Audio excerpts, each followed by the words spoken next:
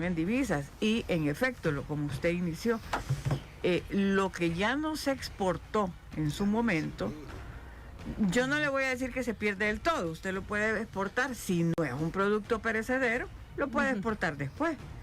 Pero eso trae una cola, ¿verdad? Porque usted entonces va retrasando el ciclo de la exportación. Entonces, usted va dejando eso que en este momento no envió, ahí se quedó, lo va a enviar después, pero ese déficit ya lo generó. Y por el otro lado, el problema y lo que a nosotros más nos preocupa es que los otros países están operando.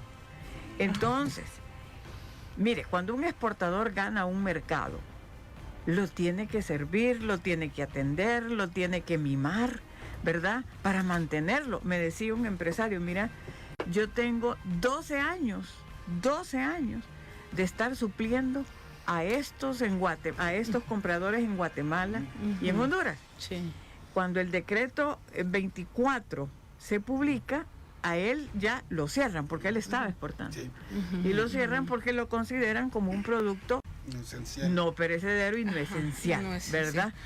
Se queda con el producto en bodega, sin poderlo enviar. Y entonces, ¿qué pasó?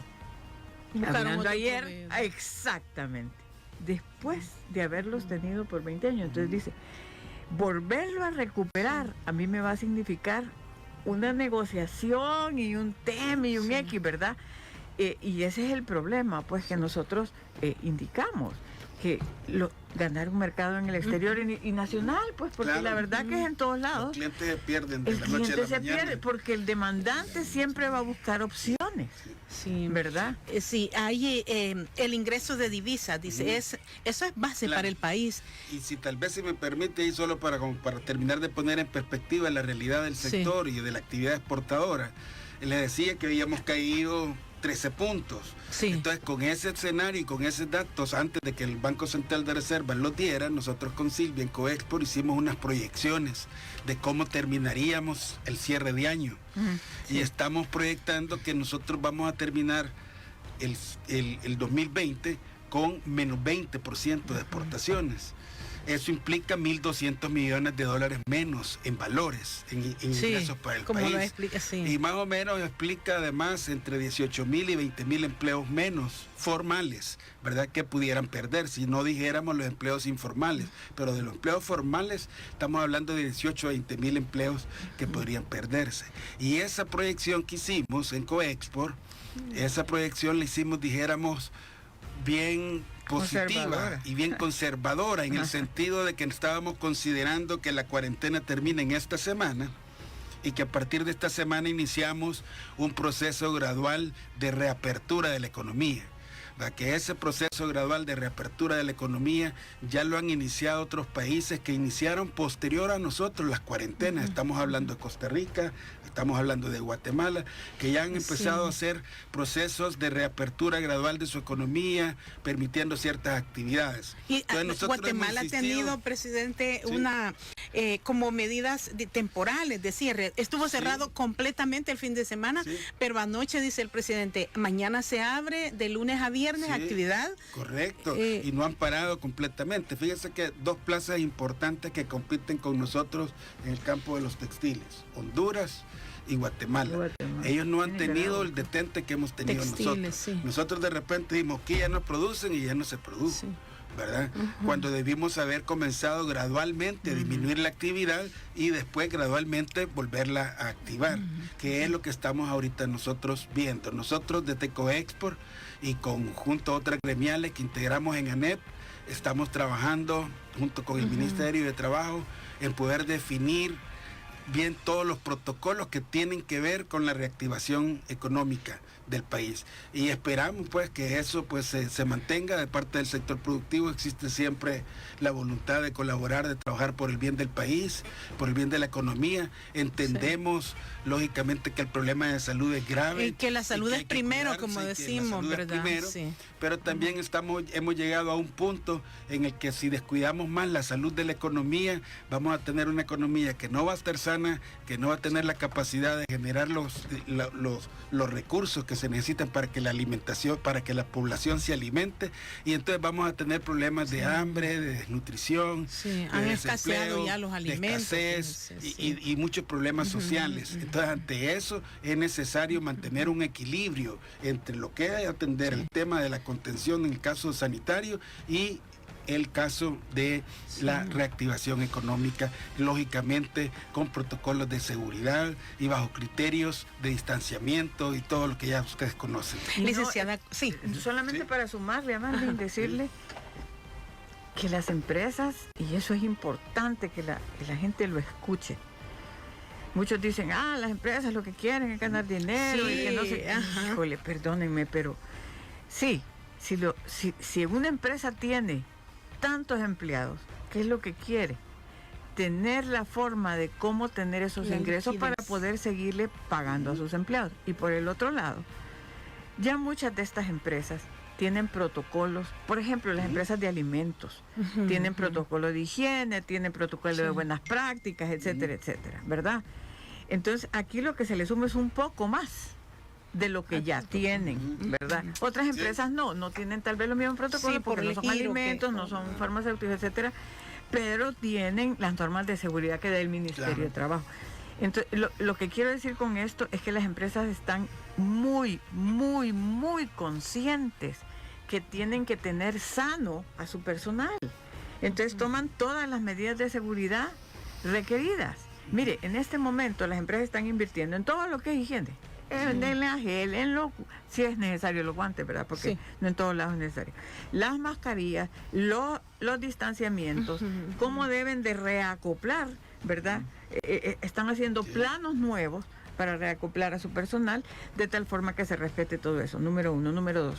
Han estado invirtiendo en el transporte para el personal de tu casa a la oficina, a la empresa. Sí, a raíz de la suspensión del transporte. ¿Verdad? Precisamente por eso. Si antes estaban transitando por buses, incluso hicimos una colecta pequeña al inicio, esperamos después hacerla, para poderle dotar a los buses de gel. Ellos lo estaban aportando, pero también se quedaron un poco cortos. Hicimos una colecta y estamos haciendo un esfuerzo precisamente para eso. Y esto me lleva a otra cosa. ¿Y los donativos usted de dónde cree que vienen? Sí, la empresa privada. Los donativos vienen de la empresa privada. Entonces, yo lo que quiero decir con esto es que la empresa privada, que no la vean como aquella empresa no que es una enemiga de los empleados, es la que le dé. Vaya, tal vez algunas empresas son más rigurosas y bueno, de todo hay, como dice, de todo hay, pero veamos mejor la generalidad, no las excepciones. Porque por lo menos en el gremio que nosotros tenemos, en el gremio exportador, nosotros lo que vemos son empresas que respetan toda la legalidad, respetan a sus empleados, le dan buen trato, tienen clínicas, invierten en responsabilidad social. Entonces yo creo que eso es bien importante verlo. Yo no le quiero decir que solo El Salvador, o sea, no, hay países con mejores estándares quizás que los nuestros. Exacto, pero lo que quiero decir que en la región eso es, fíjese que nosotros tenemos una federación de exportadores de la región. Estamos todos los países en este grupo. Hola. Y nos comentaba ayer un guatemalteco y nos decía, el presidente cerró todo de repente y fue un caos. Así como que aquí se hizo, ¿verdad? Sí. Un caos y no se sabía. Todo el mundo dijo, ¿aló? Las exportaciones no las cerró. El presidente Yamatei. Guatemala, no la cerró. No, hablando. Pero el fin de semana sí estuvo cerrado todo. El transporte de carga también había dicho él. Y le digo porque estuvimos hablando con él y él logró despachar toda su carga. Al principio se había pensado que sí. Sí. Pero siempre hay excepciones a las reglas. Claro. Entonces es lo que nosotros estamos. Y para completarle el escenario, o el panorama, mejor dicho. Panorama, es que nosotros decíamos que eso es en el escenario positivo, en el sentido de que termina la cuarentena, menos 20%, y a partir de esta semana empezamos a trabajar junto con el gobierno y los demás sectores y la empresa privada y todos juntos a diseñar un plan de reactivación económica que nos permite ir gradualmente abriendo la economía. Pero si eso no sucede, y no va a suceder por la cadena que hizo el presidente ayer, no pasa. Si eso se retrasa más, usted va a meter en cuidados intensivos a la economía, ¿verdad? Usted va definitivamente a empezar en otra situación sumamente complicada y nos vamos a emproblemar grandemente. Y ese es hoy en la mañana, pues aprovechando su entrevista, nosotros hacemos ese llamado a los poderes del Estado, a la Asamblea Legislativa, al Poder Ejecutivo, a la Corte Suprema de Justicia, a todos, ¿verdad? A que así como el presidente hizo ayer el llamado a un diálogo nacional, pues que realmente se sienten de verdad y que se siente el presidente, ¿verdad? Con los presidentes de la Asamblea y el otro presidente de la Corte Suprema, y que vean realmente todas las posibilidades para poder reaperturar.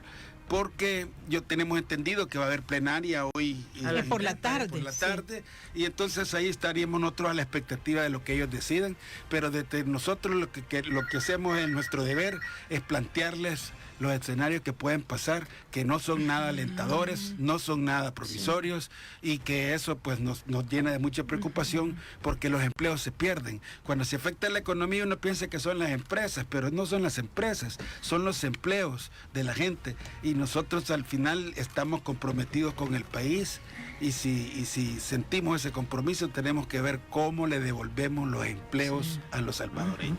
Y hablando de, como dice usted, este entendimiento de órgano de Estado, el presidente ayer sí hizo un llamado, sensibilizó sobre lo que para nosotros necesita o significan los seres queridos, pero dijo que la actividad económica no se puede abrir, no es tiempo de abrir por más que griten los empresarios. Uno al oír este discurso dice, bueno, no hay un... Mire, probablemente los empresarios tal vez no van a gritar, ¿verdad? Porque no es el estilo, no sé, ¿verdad? O puede ser. Pero lo que da tristeza son las banderas blancas, ¿verdad? Que ya han empezado a ondear y que son signos en el tiempo de la guerra son signos de paz, blanco, ¿verdad? Pero ahorita aquí la bandera blanca es de emergencia, de angustia, miren, no hay alimentos, esto. Entonces, yo creo que más gritos que ese, que no se oyen, ¿verdad? Pero que son gritos visibles, de la sociedad realmente, ya la sociedad está gritando. O sea, aquí no se trata de los empresarios, aquí se trata de todas esas vidas que ya están en peligro y en riesgo. Entonces, yo creo que debemos de ver cómo le bajamos un par de rayitas todos a ese nivel de confrontación que hemos mantenido el país estos 60 días y poder buscar el entendimiento, porque es lo único que nos va a sacar adelante y a ver, entender que el país pues somos todos. Es que lo mejor es trabajar en sintonía. Como hemos dicho muchas veces, ves un barco y el barco somos todos en él.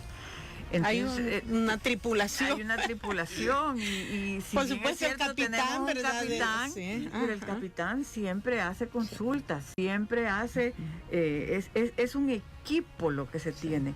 Entonces, como dice el presidente, como dice Marvin, o sea, realmente tienen que sentarse, o digámoslo así, tenemos que, porque aquí somos todos, los empresarios, las diferentes instituciones, la Corte, la Asamblea, el presidente de la República, es bien importante. Mire, nosotros le tenemos mucho respeto al presidente, definitivamente. Él empezó bien, hizo el cierre como debía, pero llega un momento en que usted tiene que buscar ese equilibrio. Ya llegamos a ese momento en donde la gente está clamando porque tiene hambre, porque no tiene que comer, y por más canastas y por más bolsas y por más va a haber un montón de gente a la que no va a llegar. Sí, ayer comenzó este reparto alimenticio para paliar la situación. Para paliar, pero ¿me entiende? O sea, nosotros vemos un montón de gente pidiendo, a mí no me vio eso del...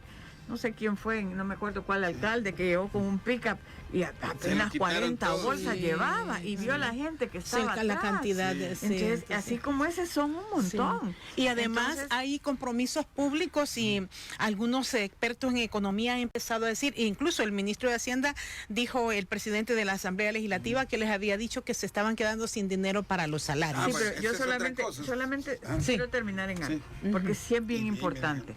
Es bien importante. Nosotros, o sea, el sector empresarial no es que busca, abran la economía así como aquí, así, y abran todo y aquí a saber a dónde vamos. No. hemos sido bien conscientes. Hemos estado en reuniones con el Ministerio de Trabajo, con el Ministerio de Salud, con el... Buenos días. Bueno, hemos estado hablando con todos los ministerios. Hoy tenemos una reunión incluso con la ministra de Economía. Gracias. Estuvimos con el ministro de Hacienda en un conversatorio con los socios. O sea, la idea es tener todo un panorama, pero el mensaje no es que nosotros queremos descalabrar la salud. Sí. Definitivamente que no. Es más, queremos ayudar. Incluso se ha ofrecido que por qué no las empresas hacen los exámenes, sí. por qué no se llevan las pruebas del COVID. Claro, sí. las pruebas del COVID, porque ahora que se abra, pues es bien importante, sí. Y incluso las empresas están en toda la disposición de hacer esa inversión. ¿Por qué? Porque quieren asegurarse de que los trabajadores estén sí. con la salud debida, pues ya cuando salgan también. Y otra cosa, los salvadoreños y yo creo que los centroamericanos y latinoamericanos son bien indisciplinados en el sentido de que eso a mí no me va a dar. A mí no me va a dar. Y así es que usted ve un montón, pero a veces también uno dice, es indisciplina también. Puede ser ahora riesgos. Se está dando por la necesidad, ¿verdad? Ah, sí, en algunos casos por necesidad. Otras personas porque ya son indisciplinadas, como dice usted. Así, pero en algunos momentos la necesidad. Con una campaña bien importante. Claro. De disciplina y de atención, porque esto no vamos a abrir, mire, no lo vamos a abrir mañana, vaya, el presidente dice no se abre mañana, va a abrir pasado mañana, igual el virus va a estar, claro. No se ha ido, igual vamos a tener que temer las mismas medidas. Entonces lo que tiene que haber es un balance de ir poco a poco, porque de lo contrario, como dijo Marvin, vuelvo y repito, si mire Estados Unidos, nuestro principal mercado bajó el 25%, el 24%. Estados Unidos. Y además las remesas han bajado el 40%. Tienen 37 millones de personas acogidas. 40% menos a Estados Unidos en el último mes. Ahora, ahí el consumo también ha disminuido mucho en Estados Unidos. Bueno, para eso, y terminando el panorama, porque no lo termino, nunca llego a cerrar cuál es el gran panorama desolador que tenemos. Es que, les decía, es en el escenario positivo. Entonces, si eso no sucede, porque no se abre la economía, porque seguimos con las empresas paradas y en cuarentena y todo lo demás, entonces, en lugar de 1.200 menos, pueden ser 1.500 o pueden ser 2.000 o no sé cuántos más, ¿verdad? Y aparte de eso, ya tenemos pronosticado que remesas también van a andar por el orden de 1.000 y 1.500 millones de dólares menos. Aparte, ya también el ministro de Hacienda nos lo dijo en esa conferencia que tuvimos, que va a tener ingresos fiscales menos, porque como toda esta actividad no se va a estar dando, entonces la recaudación del IVA y de la renta va a ser menor y va a tener como entre 900 y 1.000 millones de dólares. Entonces estamos hablando ahí más o menos redondeando en 4.000 millones de dólares menos que el país. Y aparte nos estamos endeudando con 3.000 millones de dólares. Entonces resulta que hacia el futuro es va a estar bien duro, muy duro cierto. En el sentido de que la forma en que los gobiernos y los estados hacen para recaudar es con impuestos. Así es, y cuando uno hace un préstamo, trabaja más para tratar de pagarlo, ¿verdad? venir más impuestos y como dice va a usted, ser la realidad. Hay que buscar los puntos de equilibrio. Hay una oyente, Miguelito, que está desde hace ratos aquí. Buenos días. No, entonces ya no está. Voy a una pausa porque ya me había dicho Miguel Figueroa. Tenemos anuncios de este programa. Son las 7 de la mañana con 24 minutos. Les recordamos que las líneas de crédito que se adaptan a tus proyectos puedes solicitarlas en Acasi DRL, cooperativa afiliada a la red de cooperativas Fedecases. Estamos listos para atenderte bajo todos los parámetros establecidos por el Ministerio de Salud para garantizar tu seguridad dentro de nuestras agencias. Acasi. 7 de la mañana con 30 minutos. Gracias a quienes se conectan también a través del Facebook Live de la poderosa YSKL. Vamos con el debido respeto para nuestros invitados a oír una participación. Buenos días, en la número 4 me dice. ¿Aló? Hola, le escuchamos. Sí, buenos días. Buenos días. Felicitar al personal de la YSKL por el trabajo que está realizando en la cobertura a nivel nacional. Y mi opinión en lo personal es que el señor Bukele es un niño rogado. Yo quisiera que la oposición realmente lo culpara de todas las personas que han muerto, porque independientemente él cuando dio el bono conglomeró muchas personas y es como que él ya sabía que esto se iba a dar. Así es que hoy que está siendo rogado, que quiere, pero un país en empresa privada es un país muerto, es un país ahogado, y es lo que yo no sé qué es lo que pretenden estos señores. y a los transportistas yo los veo en la carretera con sus furgones cargados de otros países, con la esperanza de mover ese producto. Pero ¿qué pasa? El gobierno se hace el niño rogado, los señores que están a la par de él son otros iguales, no tienen la capacidad de poder analizar que esto va para más grave. Pero independientemente, paremos ya esto, activemos las vendedores de las calles con las debidas medidas de seguridad, pero no podemos seguir así con esta gente que no quiere mover, que no quiere activar, no arrancar en información. Muchas gracias por su participación. Bueno, la reapertura no será como tan así, digamos, desordenada. Merecemos ir ordenados, claro, presidente. Sí, mire, la verdad es que nadie se imagina que vamos a, que queramos nosotros abrir todo y que sea un desorden. No se puede, que salga todo a la calle, hacerse prioridad rubro, ¿verdad? Por ejemplo, quizás alimentos será un rubro que... Pero sí es necesario que sí ya vayamos hablando y definiendo un plan de reapertura gradual de la economía, como hemos insistido. Eso tiene que ver con los diferentes sectores que impactan a la economía y tiene que ver principalmente con la capacidad de detección del virus. Sí. Porque hay que tener claro y entender que aunque se acaben las cuarentenas o aunque se acabe la ley de emergencia o lo demás, ¿verdad? El virus ahí está. Y vamos a tener que convivir con él no sé por cuánto tiempo más. Ahora, ustedes ven algunos rubros que pudiera ser, y alguien decía el fin de semana, miren, por ejemplo, que abran las cabeceras o las empresas que tengan como mayor capacidad, lo que decía Silvia, de tener todos los insumos para poner en función los protocolos, porque una micro y pequeña empresa pues no puede asumir una prueba, por ejemplo. Mire, lo que ha funcionado para la contención del virus en todas partes ha sido el distanciamiento social, el uso de la mascarilla, ¿verdad? Y los hábitos frecuentes de sanitización de manos, con alcohol, gel, agua y jabón permanentemente, los zapatos, la alfombra sanitaria antes de entrar a los lugares, cuando uno viene de afuera, etcétera, etcétera. Entonces, con todas esas medidas que se establezcan en todos los negocios y en todas las actividades, y ir poco a poco, entonces... ¿Qué va a pasar, por ejemplo, cuando dicen, miren, vamos a abrir, pero solo vamos a abrir al 20%? Entonces, eso de abrir a un 20% es como muy limitante. ¿Por qué? Porque no dice nada. ¿Qué quiere decir el 20%? El 20% póngase una panadería. 20% de sus trabajadores, entendía yo, ¿verdad? 20% de las máquinas, 20% de sus ventas. No, lo que debe privar es que si su industria o su negocio tiene la capacidad de mantener el distanciamiento social permanente y además puede tener esa misma distancia a la hora de vender su producto al consumidor, pues usted no tiene por qué empezar solo al 20%. Y entonces por eso es que hay que sentarse y definir el plan. Hay que definir, pero tiene que haber una hoja de ruta. El Salvador va a la saga, ¿verdad? Como les digo, El Salvador vamos a la saga, no hemos terminado de definir todo eso, ya se había avanzado bastante, ya se tienen unas propuestas del INCAE, hay una propuesta del ESEN, hay otra propuesta de la Universidad Francisco Gavidia, y hay una propuesta que también de TENEP se está trabajando para presentarla. En fin, hay ya insumos suficientes y ya es momento, ¿verdad?, de comenzar a ver todos estos temas, como le decía yo, para generar ese equilibrio que necesita nuestra economía y que no podemos estar solo atendiendo la parte sanitaria, la cual nosotros entendemos que es vital. Hay que darle prioridad, porque ¿qué hace una industria sin sus trabajadores sanos? ¿Verdad? Hay otra participación. Buenos días. La número 1. Sí, adelante, por favor.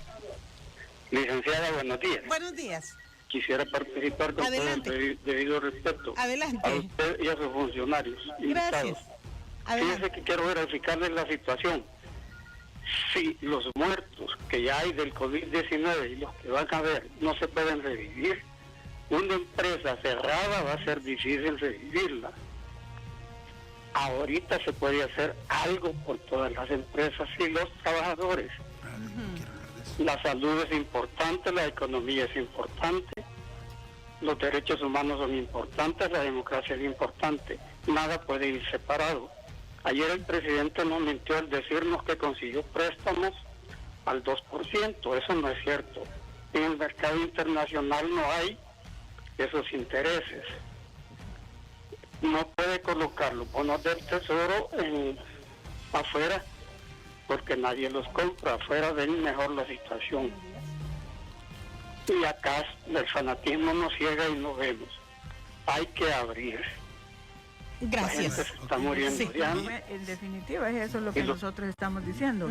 Y precisamente lo dijo el caballero, ¿verdad? Yo creo que todos estamos muy conscientes que hay que abrir con las medidas del caso. Es que eso es lo importante. Es que eso no debe faltar. El mensaje es, debemos de ir abriendo. Y no hemos dicho, ábrase todo, porque no, no es posible. Ningún país lo ha hecho. Ningún país lo ha hecho. Debe de ir gradual, pero tiene que haber esa señal. O sea, de acuerdo al decreto 24, la economía aquí debe abrir a partir del 22. Cuando termine ese decreto. Cuando termine ese decreto. No sabemos qué pasa ahora, pero bueno, eso es lo que está. Por ejemplo, fíjense, Costa Rica, ustedes conocen, me imagino, pero los despachos internacionales decían que abrieron alimentos, productos lácteos, y hay, por ejemplo, gimnasios, este tipo, cerrados. Exactamente. Y pero ahí está, pero indica el timing de, por ejemplo, las playas dice que están abiertas de para 5 los a 8. Que hacen deportes, que puedan hacer sus entrenos. ¿Me entiendes? O sea, hay una combinación. Hay un tema muy importante en la propuesta de INCAE. La propuesta de INCAE indica que debe de tomar en cuenta aquellos sectores que dan más aporte al PIB. Entonces, esos sectores son los que en primera instancia debe tomar en cuenta. Ahí están las manufacturas, ahí está la construcción, etcétera, etcétera. Y hay que hacer una combinación con eso y con el porcentaje, la densidad que tienen las empresas. Entonces, como decía Marvin, es que no es de decir vamos a abrir a partir del 20%. Y digamos una empresa que tiene todo su sistema, ¿cómo se dice?, robotizado y no digamos tecnológicamente hablando, ¿verdad? ¿Cuántas personas tiene? Probablemente no tenga muchas personas trabajando. Entonces, ahí puede abrir el 80%. ¿Por qué? Porque además tiene que tomar en cuenta la operación de la empresa. La operación es opera, ¿cómo se llama? Empaque, etcétera, etcétera. Salen repartidores, distribuyen. O sea, hay logística, hay bodega, hay operación, ¿me entiende? Hay administración. Lo que sí, y es una recomendación y todo el mundo está consciente de seguirla, es que saque todo lo que pueda a casa. O sea, trabajo el teletrabajo en casa. Es una de las... ¿Verdad? Sí, y esa va a ser una modalidad de vida a que futuro. Se debe combinar. ¿Verdad? Qué bueno que trajo esto la pandemia. La lección aprendida. Exactamente, es una de... Otra participación en la número 1. Buenos días. Buenos días. Adelante. Sí, fíjese, yo quiero participar con respecto a las dos personas que hablaron anteriormente.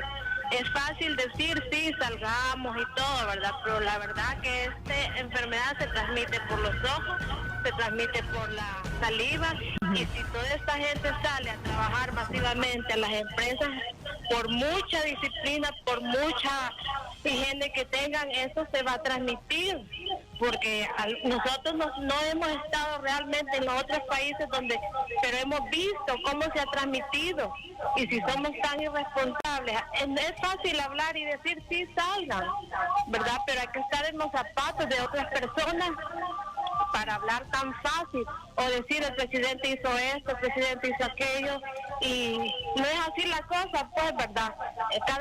Cada persona tenemos que ser responsables de nosotros mismos, de nuestra familia, ¿verdad? Si en verdad nos queremos, no es solo venir a agarrar un teléfono y decir, miren, hagan esto, hagan aquello. Hay que primero ponerse en los zapatos de las personas que están al frente, luchando. Gracias. Por eso... Muchas gracias. Sí, estamos al frente. Aquí en la KL estamos al frente trabajando, no crea. Sí, claro, es difícil. En efecto tiene razón, ¿verdad? O sea, aquí no se trata de decir salgan así. No, eso es una actitud irresponsable. ¿Verdad? No, precisamente porque no queremos que se pase así. Es que estamos proponiendo que se arme un plan gradual de reapertura de la economía. Aquí no se trata de que le vamos a decir, mira, a partir de mañana todos salgan y vamos a empezar a contagiarnos todos. Eso sería no querernos. Creo que es necesario seguir con las medidas. Si usted no tiene que salir por ningún motivo, yo le recomiendo que se quede en casa, que se lave las manos constantemente, que use mascarilla si va a salir, y que procure mantenerse cuidadita ahí en su casa si no tiene nada que hacer, ¿verdad? Sí. Y hablaba solamente un segundito, qué bien lo de la señora, porque la señora indica que tenemos que ser conscientes. Sí. Ojalá no estamos la gente fuera consciente como ella. Ojalá ella transmita esa concientización a los demás, porque eso es lo que ayuda, ¿verdad? O sea, guardémonos y no tenemos que salir, lavémonos porque tenemos que hacerlo. Pero lo que nosotros queremos decirle, y ella dijo una palabra, es salgamos masivamente. No es lo que nosotros estamos diciendo. Lo queremos repetir, insistir y reiterar. Y por el otro lado también, fíjese que es cierto, es bien difícil ponerse en los zapatos del presidente de la República, porque como dice, es la autoridad que está rigiendo el país. Pero uno puede tener opiniones, o sea, lo importante es que se pueda hacer una unión de todos, ¿verdad? Y un acuerdo de nación, porque eso es lo que se necesita. El presidente se puede dejar ayudar un poco más, es lo que nosotros queremos hacer, queremos aportar más, ¿verdad? El Colegio de Médicos incluso llegó y quiere aportar más, entonces de eso se trata. Pues, una propuesta integral, ¿verdad? Y yo quiero referirme también, para terminar con lo de las llamadas, a la llamada anterior del señor, que dijo que las empresas también se están muriendo. Y eso es cierto. Fíjese que el fin de semana pasado fue un fin de semana bien triste, porque muchas empresas fue la última catorcena que pudieron pagar, o la última quincena, ¿verdad? Y si usted se fijó, hubo un listado de empresas que salieron anunciando sus comunicados. Bien conmovedores los mensajes. Bien tristes. Son sectores de muchas empresas del sector servicios, de restaurantes, de hoteles, de cadenas de alimentos y todo. Es que creo que esto del domicilio, de que uno podía pasar a llevar su comida, nos afectó a todos, incluso aquí en la KL, fíjense. Uno pues cuando salía pasaba llevando su comidita y tranquilo. Sucede que ya no podemos y ahora hay que ver cómo llegamos a cocinar y bueno. Entonces es bien triste porque esos son empleos. Y la idea es que ojalá que después cuando pongamos el respirador artificial todavía tenga pulso estas empresas y se levanten, ¿verdad? Todavía puedan reanimarse y recuperarse y entrar en la actividad. Si no va a ser difícil, ¿verdad? Y lo bueno es eso, como dice Silvia, como dice la radio escucha, que tengamos todos conciencia, ¿verdad? De que este es un gran problema para todos, ¿verdad? Y la cadena de suministros, ¿cómo está? El director de aduanas estuvo en una conferencia el fin de semana, fíjense. Se vienen restricciones porque las bodegas de las aduanas han sido utilizadas para los paquetes alimenticios. Entonces no se va a permitir el ingreso de vehículos usados, no son productos de yo creo que ahorita gran nadie está en esa actividad, ¿verdad? No tendrá un impacto, pero él hablaba de la cadena de suministros también y decía que ellos han buscado cómo mantenerla en un alto porcentaje, pero ustedes hablaban de distintos protocolos en cada aduana, en cada frontera. Sí, hay un caso que Silvia se lo va a poder explicar mejor, que se está dando ahorita en la región centroamericana, y es que hay que reunificar en un solo protocolo de movimientos de aduana y de tránsitos terrestres, porque está ocasionando muchos problemas con esto del COVID. No hemos tenido la reciprocidad ni la integración adecuada que nos permita tener todo eso, valga la redundancia, sumamente integrado, ¿verdad? Recuerde que El Salvador es parte del sistema de integración centroamericana, SICA, y ahí se necesita siempre estar ahí, ¿verdad? Y entonces hay algunas medidas que se están tomando, y tal vez Silvia, tú comentarles. Sí, porque hay distintos procedimientos en la frontera. En Panamá, en Costa Rica. Lo que pasa es que Costa Rica, recuérdese que se definieron horas de estadía. 72 horas son en El Salvador, por ejemplo. En Costa Rica se estaba transitando y tenían más tiempo, pero ¿qué pasó? Se le empezaron a dar presentar un montón de casos de COVID de los transportistas, que venían de otros lados, no necesariamente, o sí de los de ellos, pero sí son los costarricenses, ahí tienen el sistema. Pero si viene alguien de fuera y lleva el COVID, pues ellos lo que no quieren es que, ¿verdad? Igual nosotros no quisiéramos que alguien de fuera, y aquí se tomaron muchas medidas para que no se importe el COVID. Entonces vino Costa Rica y lo que indicó es que paró el ingreso de los motoristas, de los transportistas, de los que manejan los camiones, ¿verdad? Digamos el cabezal, ¿verdad? Con el motorista ya no puede ingresar a Costa Rica. Entonces, el sistema que ellos han establecido y que han propuesto es que llega el motorista a X punto, ¿verdad? Y de ahí tiene que cambiar la carga y pasarla a otro a un costarricense en este caso. El motorista se cambia entonces ahí. Ya no pasa Ya no el nuestro, digámoslo, sí, sino que viene otro. Pero eso genera costos bastante altos, porque normalmente, ¿qué se hace? Normalmente un transportista llega a X país, deja carga y recoge carga, ¿verdad? Entonces sus costos se mantienen. Pero si un motorista llega a frontera, digámoslo así, cambia la carga y se regresa sin carga, ¿verdad? Hay un flete falso, le llaman. Entonces ahí ellos pierden, entonces no les es rentable, ¿verdad? Entonces hay una reunión ahora a las 10 de la mañana en donde se reúnen todos los ministros de Economía.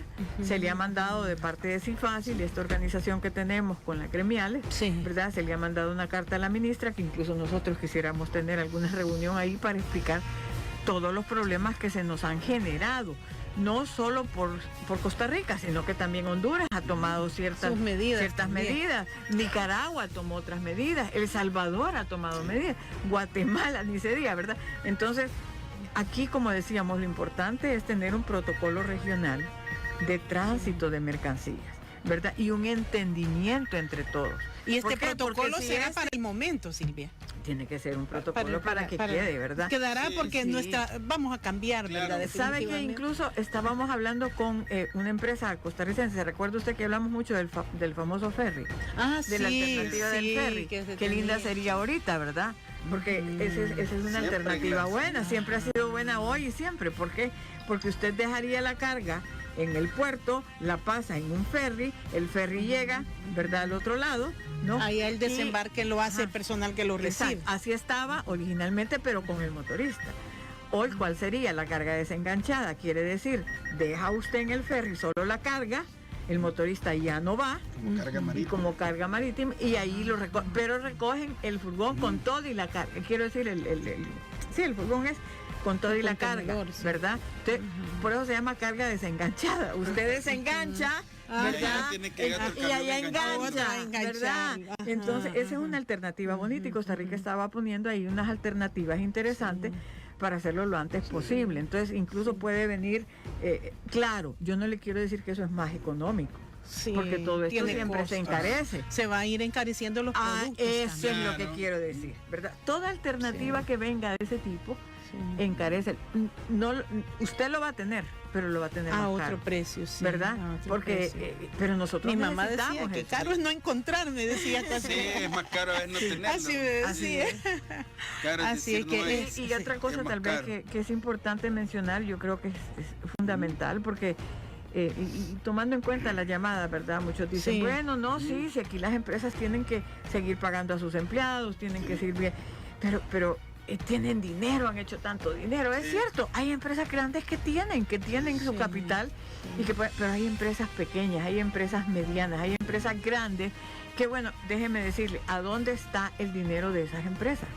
Está invertido en infraestructura, porque usted ve una grande infraestructura, y esa infraestructura que tiene por detrás probablemente tiene un préstamo en el banco, ¿verdad? O sea, además de eso, ¿dónde está? Está en equipos, está en maquinaria, está en insumos, está en el inventario. Esos son los pasivos, ¿verdad? Exactamente. Y aunque tú tengas en el banco un buen colchón, dijéramos, ¿verdad? Si de repente se detiene la actividad y ya no sigue facturando y no le siguen remesando, pero por el otro lado tiene que seguir pagando planilla del Seguro Social, AFP, proveedores, va a llegar un momento empleados. en 2, 3 semanas, 4, 5, 6, no sé cuántas, pero en que se va a acabar la reserva. Y eso es lo que ha pasado. Y la reserva y la empresa. Y la empresa. Porque no va a poder, ¿cómo? El reactivarla es lo que va a estar difícil. La reactivación.